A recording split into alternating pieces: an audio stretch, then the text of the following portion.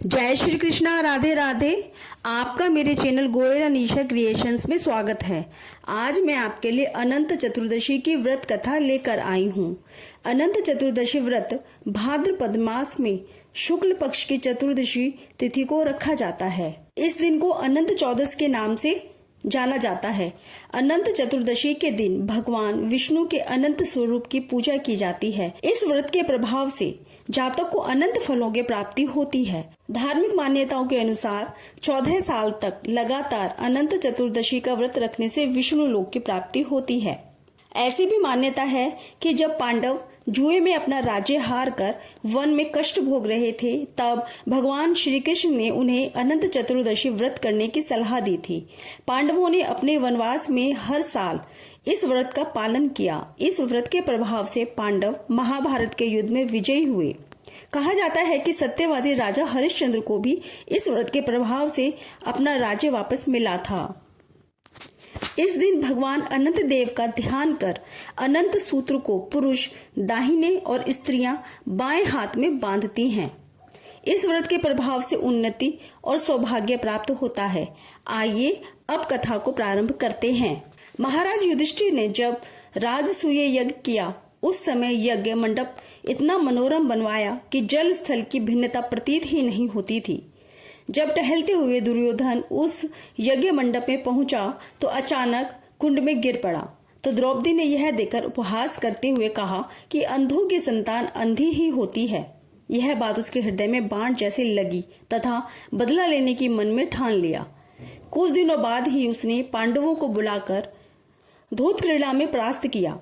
हार होने पर उन्हें प्रतिज्ञा अनुसार 12 वर्ष का वनवास दिया। एक दिन भगवान कृष्ण जब मिलने गए, तभी युधिष्ठिर ने वृतांत कह सुनाया और उसे दूर करने का उपाय पूछा। तब कृष्ण बोले कि विधि पूर्वक अनंत भगवान का व्रत करो, तुम्हारा खोया हुआ राज्य तुम्हें पुनः प्राप्त हो जाएगा। इसके बाद श्री कृष्ण ने एक कथा सुनाई। प्राचीन काल में सुमंत नामक ब्राह्मण के सुशीला नाम की एक कन्या थी। ब्राह्मण ने बड़ी होने पर उसका विवाह कौंडिन्य ऋषि के साथ कर दिया।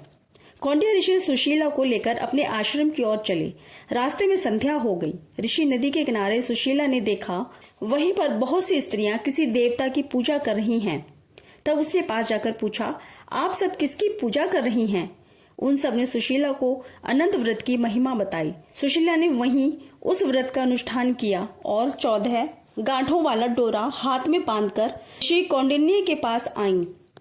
कौंडिन्य ने सुशीला के हाथ में बंधे डोरे का रहस्य पूछा। सुशीला ने सब हाल कह सुनाया। कौंडिन्य ने डोरा तोड़कर अग्नि में डाल दिया। इससे भगवान अनंत का अत्यंत अपमान हुआ। परिणाम यह हुआ कि ऋषि सुखी न रह सके और उनकी धन दौलत समाप्त हो गई। तब उन्होंने सुशीला से इसका कारण पूछा तो सुशीला ने अनंत डोरे की याद दिलाई। कौंडिन्य पश्चाताप से दुखी हो उस डोरे के लिए वन चले गए। वन में काफी दिन तक घूमते घूमते वे एक दिन भूमि पर गिर पड़े। तब अनंत भगवान ने उन्हें दर्शन दिया और बोले, हे कौंडिन्य, तुमने मेरा तिरस्कार किया था, उसी से तुम्हें इतना कष्ट भोगना पड़ा। ज्ञान हो गया हो तो अब घर जाकर अनंत का अनुष्ठान 14 वर्षों तक करो। इससे तुम्हारे दुख दारिद्र्य मिट जाएंगे तथा धन धान्य से संपन्न हो जाओगे। कौंडिन्य ने घर पर जाकर 14 वर्ष तक अनंत भगवान का व्रत एवं अनुष्ठान किया, जिससे वह सुखी एवं संपन्न हो गया। इस प्रकार से अनंत चौदस की व्रत कथा संपूर्ण होती है। जय श्री कृष्णा, राधे राधे।